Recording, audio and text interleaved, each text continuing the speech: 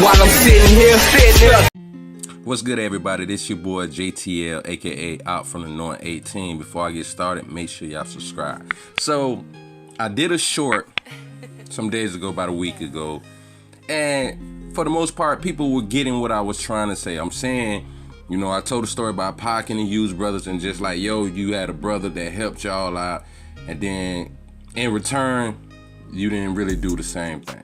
So some people had a problem with the short. So I'm like, okay, I'm gonna let Allen Hughes, one of the Hughes brothers, talk about the situation with Pac. Now this is just gonna be a part one, okay? I'm gonna do another part with the other people that was there. Tyron Turner, MC8, they talk about the situation. Lorenz Tate talk about the situation. So this is part one. So just in case for all those who thought I was capping, but you gotta let everybody pretty much talk and tell their side. So I'm gonna let everybody tell their side. I'm gonna start with one of the horses in the room, which was Allen Hughes, and the situation that happened. All right? So y'all can get out my case, start acting like I'm lying. So hopefully you get what I was trying to say, that sometimes when you help somebody, you don't get the same love and respect in return. All right? So here go Allen Hughes telling his story about what happened with him and Pac. When you were talking about your relationship with Tupac and how it started with Digital Underground, shooting videos of Raw Fusion, and then there was the big controversy when what happened with your relationship with Tupac? What went down? Well, David Geffen has famously said, do you want to hear the whole story or you want to hear the story? I want to hear the whole truth. Oh, that's another thing. Yeah, the whole truth. Well, let's take it back to when we were doing music videos with him. The first one was his first single called Trap. Mm-hmm. The second one was Brenda's Got a Baby. During Brenda's Got a Baby period, now every time he'd come to LA, I'd pick him up from Burbank Airport, and we were really close friends, you know, at that point, based off that first story I told you. So I picked him up one day. I think it was when we were getting ready. No, it was for the third video. By that time, we were having some difficulties in the relationship because he was becoming more erratic for some reason. I couldn't figure it out. And so I picked him up at the airport. His brother was with him. My brother was with me.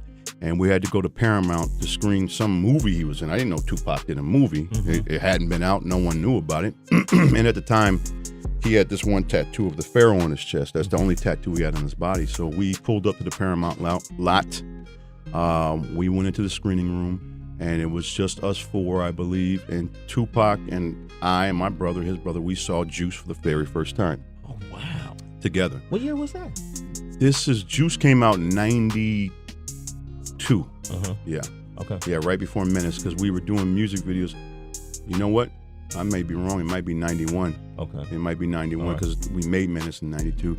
So we sat there, and I always tell people there's something about the silver screen, unlike records, unlike TV. There's something about that big silver screen. I watched Tupac look at this thing, and one, he was never the same after he walked out of that theater. One.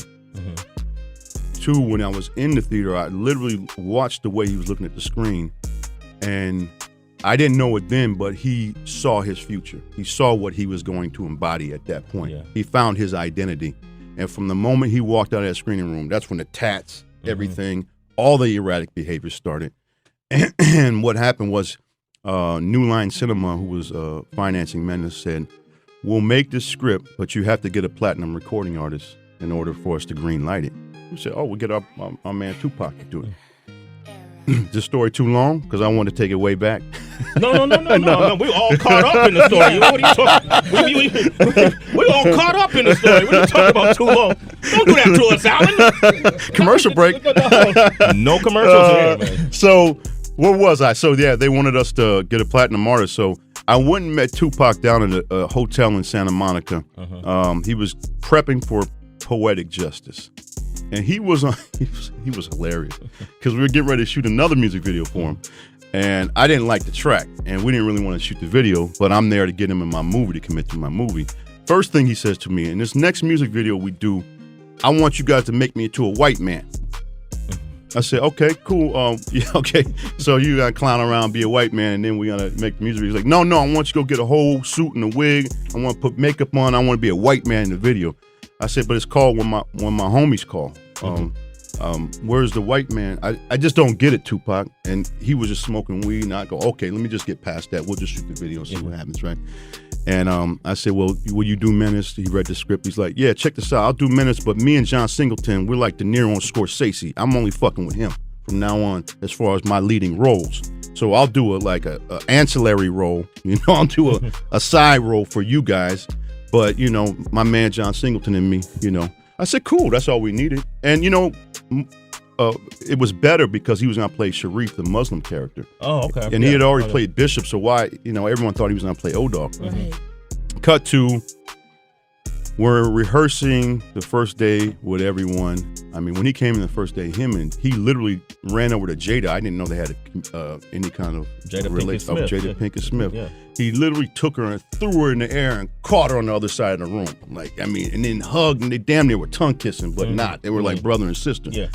And I was like, okay, thank God, because he was getting so erratic. Thank God he's found someone that might smooth him out.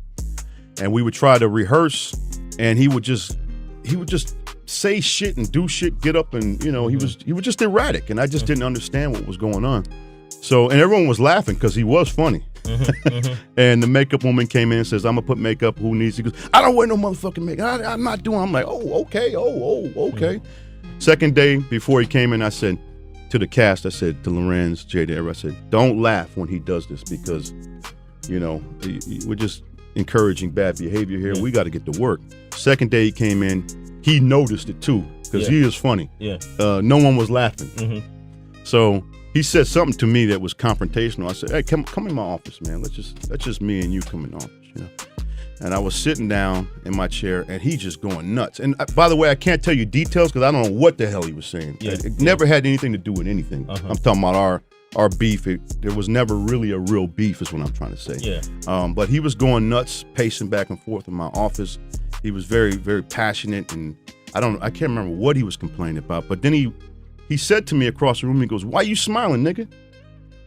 And I start smiling when I'm getting ready to fire on somebody, because he was at that point standing right over me. And I was like this. I didn't know I was smiling. I was like, look, man. I stood up. I go, let's just start chunking right now. We can do it right now. Because he was right here standing on me. And God bless him, because I do want to talk about the positives do outweigh the negatives with Tupac. We're going to do that. I just want to, because nobody's ever heard your side of the story. That day in that room, I swear to you, he ran to the door when I said that. He opened it. He said, call my manager. Slammed it and ran away. That's the last time I saw Tupac until the incident happened a year later. I called him later that night. I said, Tupac, yo, come on, man. I can't work with you if we can't communicate. Call my manager. Oh, this shit's getting deep. And then so he left, and then this was when I called him back later in the evening. He left. I tried to call him and like, what's going on, man? Let's talk. They're paying him $300,000 for three weeks worth of work. Damn, unheard of back then. Unheard of back then. And how old were you at that time? 20. And Tupac was 20. Yeah. Both 20 years old. Yeah, Tupac was with 20. all that Yeah. power, so to speak. And he was, I think, the heir to the throne of Denzel. I really believe he was going to be the heir to that throne. Wow. Let's do this, because I want to hear about what happened a year later at the incident. Yeah, there's like 2 more acts, but we can do 1 more act. Okay.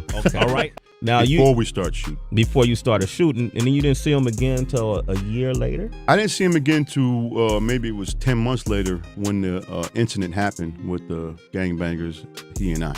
What happened? Well, what happened was Tupac was fired from Menace because there was a contract that, you stipulate you got to be there, you got to be this, you got to be.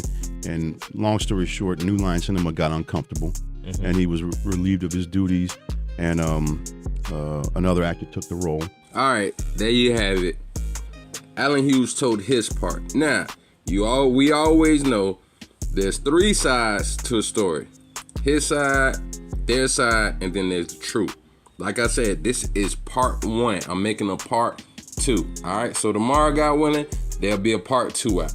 But like I said, they're giving light to what I was talking about in that short, is that, you work with somebody and hopefully it's reciprocated. Now, I ain't saying Pop didn't have his issues. The director, Alan, kept saying Pac was acting erratic. I ain't gonna front. Sometimes I don't like that when people in the business say stuff like that, especially difficult to work with.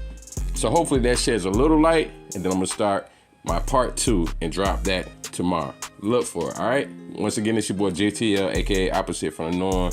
Make sure y'all subscribe, and I'll be back with another one. Chip!